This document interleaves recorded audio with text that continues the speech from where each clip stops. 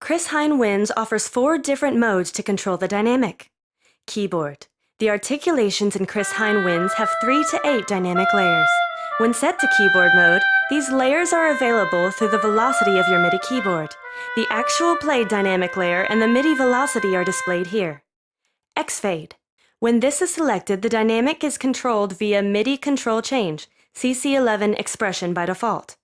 You can also use any other controller by changing the X-Fade CC. Setting the controller to 0 plays the lowest dynamic layer. Moving the controller up fades between the dynamic layers until the highest value of 127 is reached.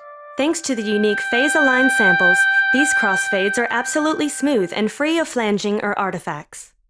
Key and X-Fade. This is a combination of keyboard dynamic and X-Fade. The dynamic is controlled via keyboard velocity, but you can also use expression, CC11, to crossfade between dynamic layers. Key and X-Fade works in an intelligent way. Let's say you play a note at velocity 100, then you increase expression, CC11, starting from 0. No change is audible until the controller reaches value 100. From here, expression takes control of the dynamic and allows changes even after the note is pressed. Auto X-Fade.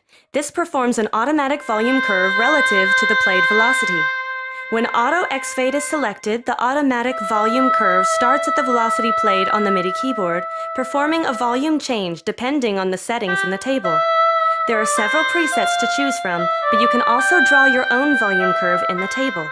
To edit the curve in more detail, click the Edit button to enter a fairly big table.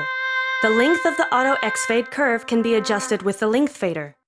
Changing between the dynamic modes is just a key switch away.